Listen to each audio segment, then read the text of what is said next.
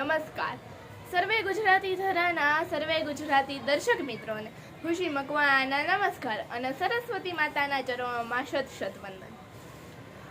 માં અને માતૃભૂમિને સૌથી પહેલા મારા વંદન એ કદાચ પિતાએ આપેલા શ્રેષ્ઠ સંસ્કારો પૈકી એક ગણી શકાય છે।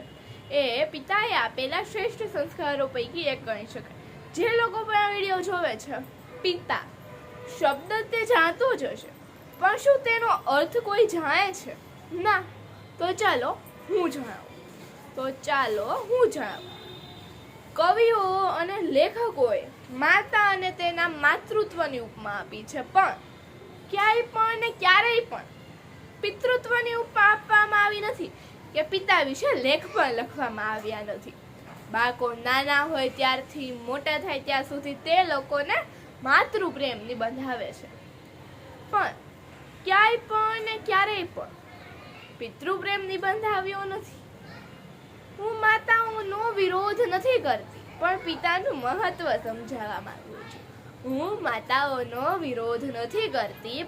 પિતાનું મહત્વ સમજાવવા માંગુ છું।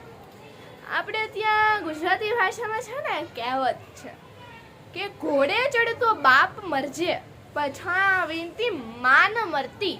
તો હું તમને ફક્ત એટલું જ કહેવા માંગુ છું, એટલું જ સમજાવવા માંગુ છું કે તમે એકવાર એ બાળકને પૂછી તો જોજો, તમે એકવાર એ બાળક પાસેથી જાણી તો જોજો કે જે બાળકે પોતાના માતા પિતાને ગુમાવ્યા છે, તમે એકવાર એની પાસેથી જાણી તો જોજો કે જે બાળકે પોતાના પિતાને ગુમાવ્યા છે, તમે એક વખત એને પૂછી તો જોજો કે જીવનમાં પિતાનું મૂલ્ય શું હોય છે। આપણે ક્યારેક રસ્તા પર જતા હોઈએ ત્યારે આપણને ઠોકર વાગે તો આપણા મોંમાંથી ઓ માં એમ નીકળતું હોય છે, પણ જ્યારે આપણે રસ્તો પસાર કરતા હોઈએ અને ટ્રક અચાનક આવીને બાજુમાં ઊભું રહી જાય ને તો આપણા મોંમાંથી ઓ બાપરે એમ નીકળી જાય છે। કેમ કે નાના સંકટમાં માતા યાદ આવે છે, પરંતુ જ્યારે મોટા સંકટ આવે ને ત્યારે પિતાજી યાદ આવે છે। જ્યારે આપણા જીવનમાં મોટા સંકટ આવે ને ત્યારે પિતાજી યાદ આવે છે। બાપ એ શું છે? બાપના પડછાયામાં તો દીકરીઓ રાજ કરતી હોય છે। એના પગરખાથી પણ એની દીકરીને તો ખૂબ જ પ્રેમ હોય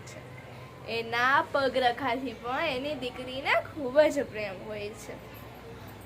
એક પિતા છે ને તે સૂરજ જેવા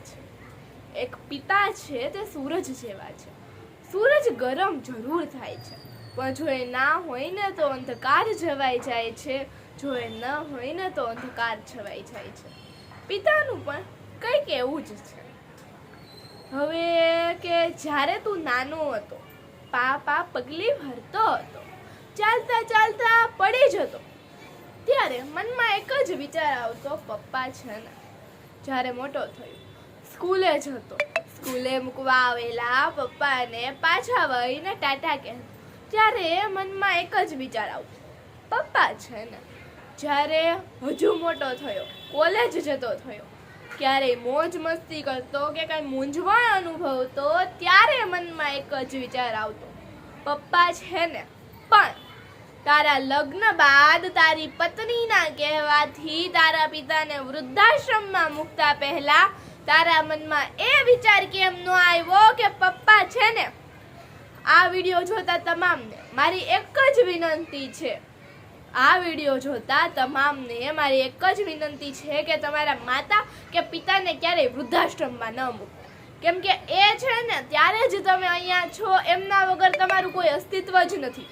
અને જો તો પણ તમારે જાણવું જ હોય ને કે એક પિતા વગર તમારી ઓકાત શું છે, તો એક વખત તમારી જ શેરીમાં એકલા ચાલવા જજો અને એક વખત તમારા પિતા સાથે ખબર પડી જ જશે કે જે દિવસે એકલા હશો ને ત્યારે બોલાવાની વાત તો દૂર રહી, કોઈ આંખ ઉઠાવી નહીં, તમારી સામું નહીં જુએ।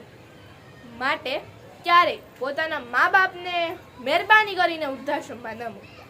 હું મારી વાણીને અહીં જ વિરામ આપું છું। Thank you. જય હિન્દ, જય ભારત।